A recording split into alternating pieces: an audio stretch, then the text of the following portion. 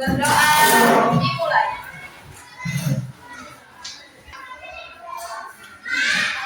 Berdoa selesai.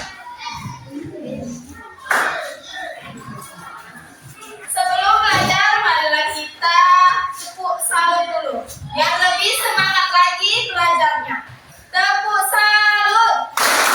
Jempol kanan, jempol kiri. Salut. Iya. Hari ini kita akan belajar tentang pengelompokan bahan makanan berdasarkan kandungan gizi. Apa itu makanan, Bu? Makanan adalah sumber energi untuk kegiatan sehari-hari. Makanan juga membantu pertumbuhan dan perkembangan tubuh kita. Agar semua fungsi dapat dicapai, kita harus makan makanan yang bergizi. Ya. Makanan yang bergizi adalah makanan yang mengandung karbohidrat, lemak, protein, vitamin, dan mineral.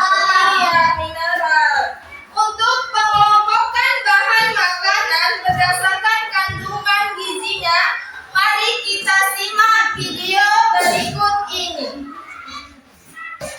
Kemarin kan kita sudah membahas tentang sistem pencernaan manusia. Nah, kali ini kita akan membahas bagian kesukaanku, yaitu makanan. Hehehe. Gak cuma makanannya aja loh, Bob, tapi juga pengaruhnya terhadap sistem pencernaan kita. Kamu tahu gak, Bon, kalau makanan adalah sumber energi untuk kegiatan sehari-hari. Makanan juga membantu pertumbuhan dan perkembangan tubuh kita loh, Bon. Nah, agar semua fungsi dapat dicapai, kita harus makan makanan yang bergizi. Kalau nggak salah, makanan bergizi itu mengandung karbohidrat, lemak, protein, vitamin, dan mineral kan? Betul itu, Bob. Berdasarkan fungsinya, kandungan gizi tersebut dibagi menjadi 3 golongan, yaitu zat tenaga yang terdiri atas karbohidrat dan lemak, zat pembangun yang terdiri atas protein dan mineral, dan zat pengatur yang terdiri atas mineral, vitamin, dan air. Emang kamu tahu gunanya masing-masing gizi itu? Tentu saja, Bob. Nih ya, kalau karbohidrat itu sumber tenaga bagi tubuh. Tubuh membutuhkan karbohidrat sebagai sumber tenaga untuk segala kegiatan sehari-hari, seperti bekerja, berlari, belajar, dan sebagainya. Oh, lalu makanan yang mengandung karbohidrat itu apa aja?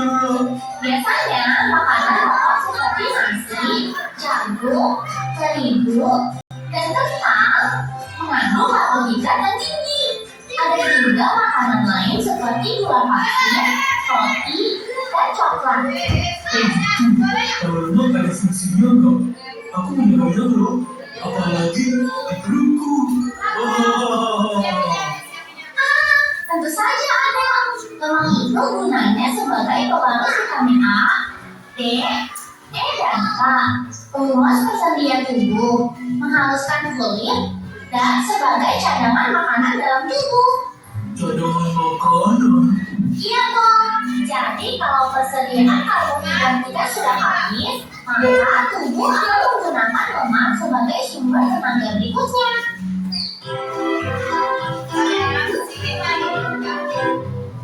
Dan kamu tahu kan, Bu?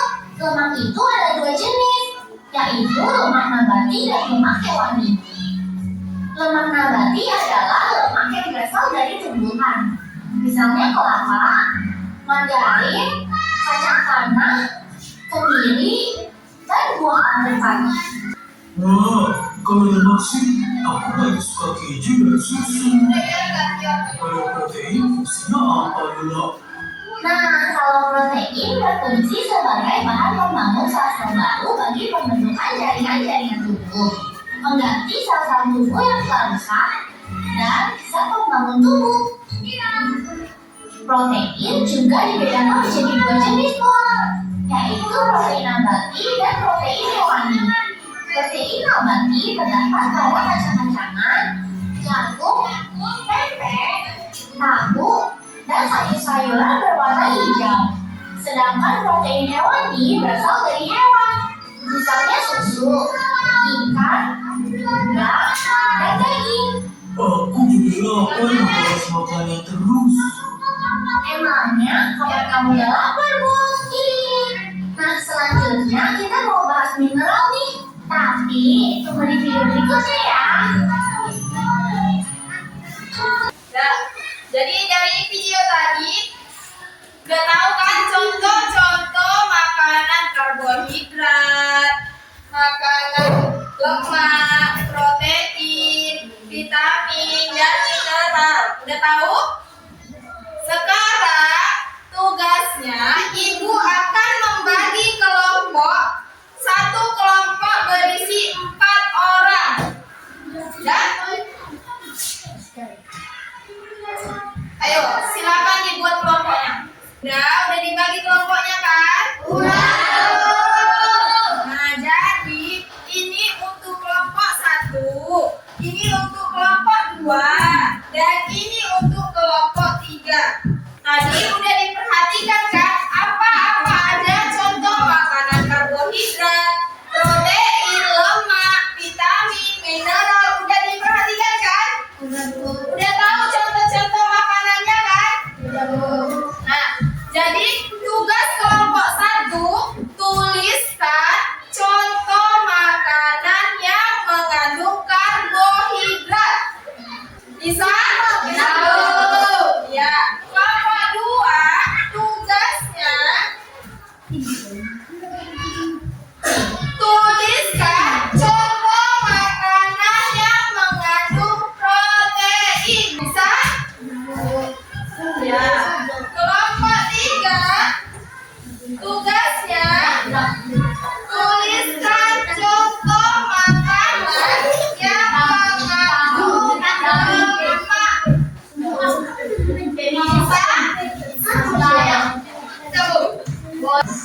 Siapa yang udah siap kelompoknya? Saya. Ya, kelompok 1 udah siap, kelompok 2 sudah? Siap belum? Kelompok 3 sudah siap belum? Ya, yang pertama maju. Ayo kelompok 1. Bacakan hasil presentasinya. Nanti bukunya jawab ya. Nanti diskusi kalian apa aja. Contoh makanan mengandung karbohidrat, singkong, talas, roti, mie, nasi, kentang, jagung. Iya, benar ya. Itu adalah contoh makanan yang mengandung karbohidrat. Ayo, kelompok siapa yang udah siap tadi? Yang kelompok 2. Ayo sebutkan apa aja contoh makanan yang mengandung protein. Susu, ikan, tempe, tahu, daging, ayam, telur. Iya, itu adalah contoh makanan yang mengandung protein. Ayo, apa aja bang makanannya? Kelapa, telur, daging sapi, alpukat, dan susu. Iya, itu adalah contoh makanan yang mengandung lemak. Yang udah diperhatikan di dalam video tadi, jadi kita sudah tahu pembagian pengelompokan bahan makanan berdasarkan gizinya, yaitu karbohidrat, protein, lemak, vitamin, dan mineral. Udah tahu kan?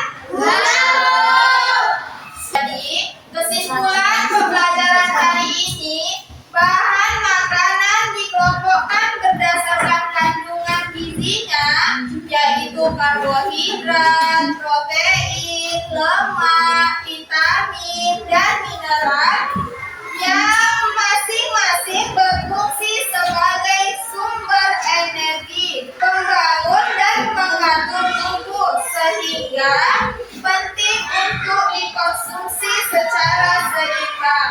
Sampai di sini paham?